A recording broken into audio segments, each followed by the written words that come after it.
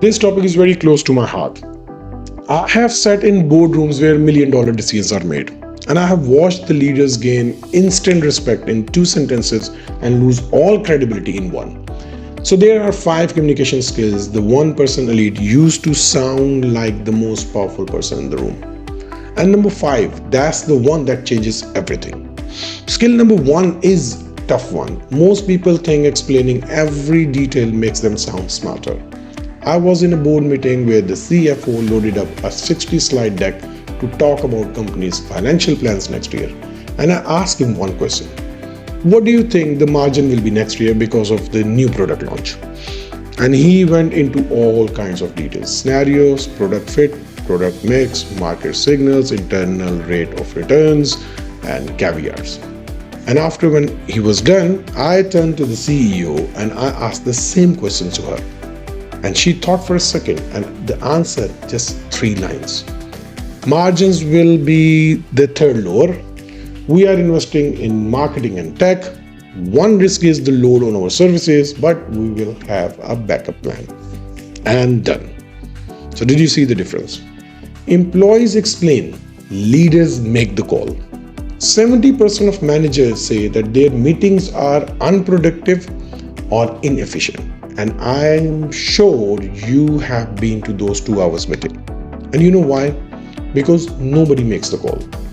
We think showing our work make us look smarter. It doesn't. It make us look lost.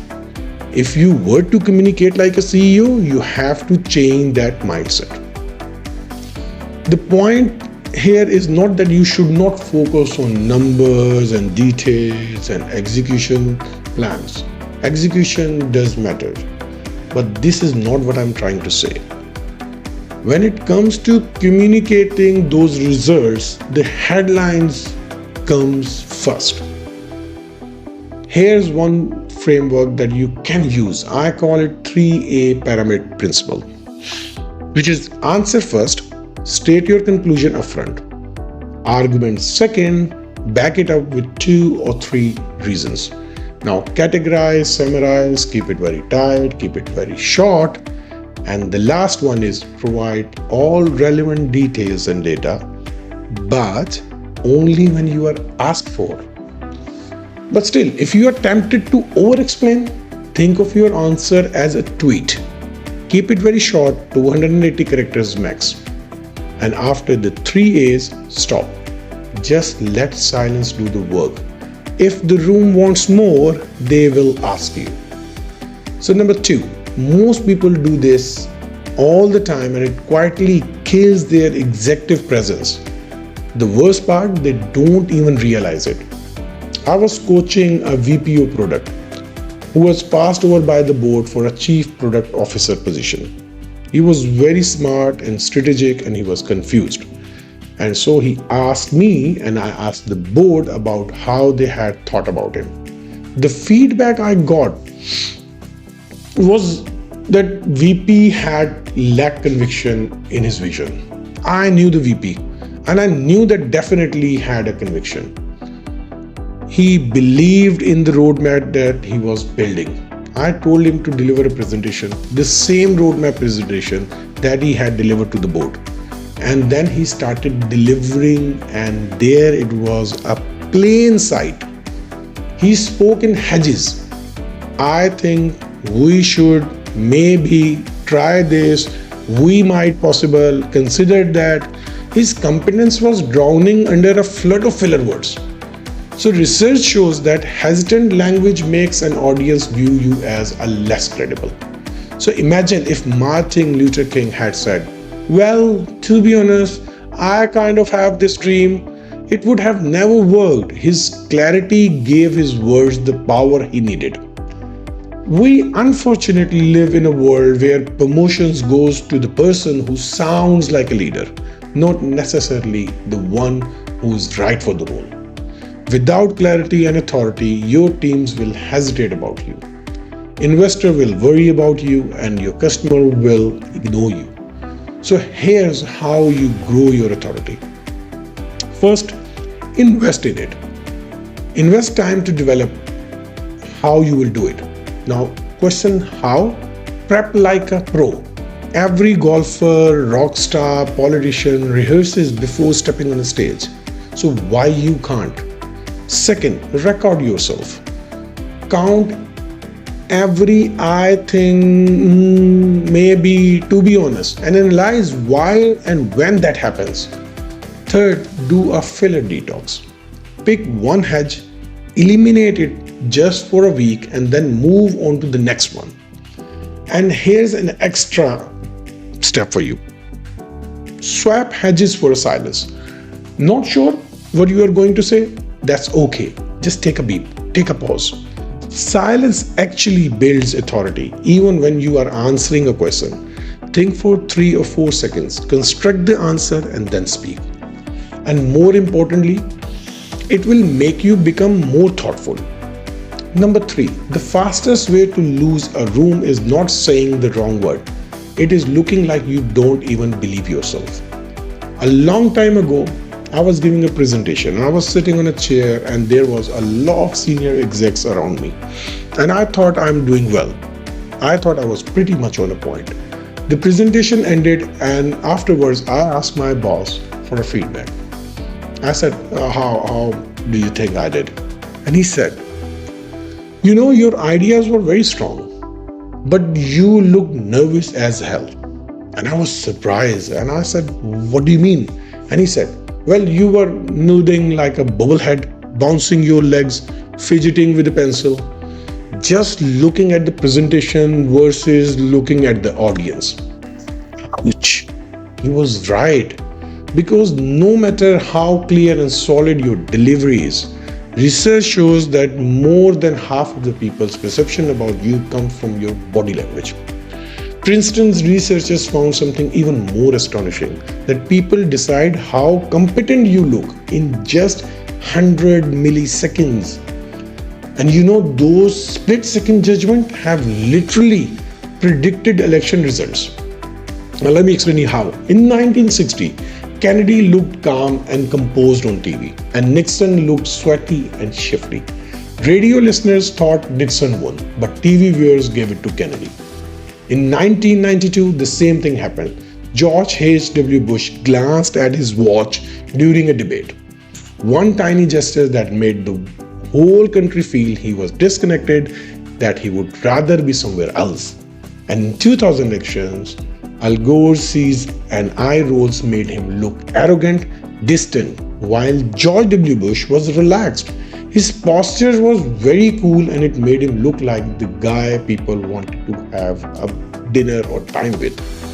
So body language and the leadership go hands in hand, because body language can also win hearts and minds. That's why CEOs weaponize their posture, their pace, their pauses.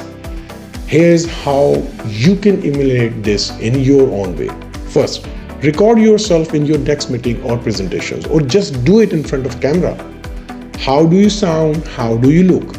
When I did it, I was so shocked and surprised to see all the nervous habits that I didn't even realize I had. Second, slow your pace down just by 15 to 20%. Pause after big points. Sit, walk, move with intentionality. Challenge yourself to go through a casual conversation without fidgeting and be totally present. And the third, calm your space. Sit or stand comfortably. Use your physical presence to amplify what you are saying. Number 4, fact passes through the brain. Stories go to the heart. I was talking to a senior executive who was the EVP at HP about 30 years ago. He told me a very interesting story. He was delivering a speech at a convention of thousands of people. Loads of data, loads of facts, loads of metrics. So that's why he was reading through the teleprompter. Kali, who was the CEO of HP at that point, was standing in the wings. Their eyes met for a second and the CEO smiled and she shook her head and pointed to her heart. And EVP immediately understood what she was saying. Don't just rely on facts or the teleprompter. Tell a story that touches people's hearts. Speak from your heart. Think about Steve Jobs. He could have walked on a stage and said, "We build a hardware device for audio with 5 gig of RAM for your MP3 content." But he didn't. Instead, he said, "Thousands of songs in your pocket." So 20 years later, that's still what people remember. And this is not just about showmanship. Back in 1960s, Stanford researchers run a story, a very interesting story. One group of students had memorized random list of words. The other group got the same words but wrapped up in a story. The list group recalled only 13% of the words. The story group recalled 93%. Same words, different delivery. So if you rely only on facts, you risk becoming forgettable. So take these 3 steps to go from forgettable manager to unforgettable leader. First, build your 3 core stories. One about struggle and one about turning point. These are your repeatable storylines. Second, translate for the room. Boards want to focus on strategy. Team wants execution. Customers want values. Same story, 3 versions. Third, always anchor data in a narrative. Don't just drop numbers. Make them more relatable. Don't just say Niagara Falls unleashes 4,000 gallons of water every second. Make it relatable. That would be like emptying 1 million bathtubs over the edge every single minute. Now, this shows you brought the story at home. Stories can engage, inspire, and ignite the movements, but here is another question. Are they really about you or about others? Because only one of them will create change. Number 5, and this is the one everything depends on. You can master clarity, confidence, presence, and storytelling, but your leadership will collapse if you can't turn win into a we and every loss into a me. I learned a tough lesson years ago in one of the most wonderful moments of my career. I was leaving one of the Fortune 500 company where I had served as a senior manager.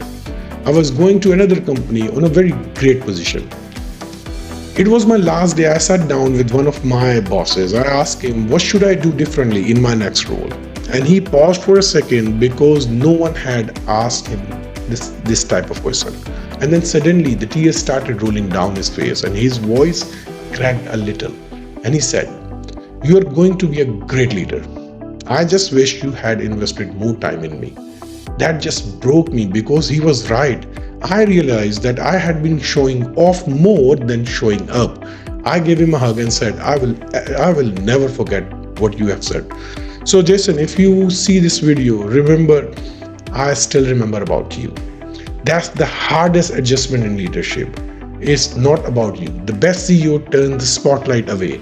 Immature says, I did this. Leader says, we are doing this. And when it fails, that's always on me. A Gallup study found that when people receive high quality recognition, they are 4 times as likely to be engaged and more than 50% less likely to leave. President Truman said, "It is amazing what you can accomplish if you do not care who gets the credit." That is the unwritten contract of leadership. When you absorb blame, you build trust, and trust is the that thing matters the most at the top. When your team trusts you, they will move faster and really things get hard. And when they don't, any crisis can take you down in a day. And that's what exactly happened to the CEO of Lehman Brothers. When his company collapsed in 2008, he blamed hedge funds and regulators and the marketers. Anyone but himself. He became the face of arrogance and failure, and his reputation never recovered. From today, flip the switch. Stop trying to be the most interesting person in the room. Be the most interested person in others. This week, flip another switch. The credit blame switch. In your next meeting, when something goes right, name names. Say, Dan, you crushed it. At least once a week, call out someone on your team publicly. for their contribution. Keep it specific, authentic, and tied to impact. And this month, practice the ACE framework to give a negative feedback effectively to others. Acknowledge the effort, clarify the issue with the precision, expand the path forward with support that help you focus on others. Speaking like a CEO is not just about precise words or polished presence. It's about making everyone else believe they are succeeding. That builds trust, and trust communicate way more than any communication technique. If you think that CEO is a designation, trust me, it is not just a designation, it is not just an attitude, it is a responsibility, it is a leadership. So I hope you like this video, and soon we'll meet again. Thank you so much and take care. Bye.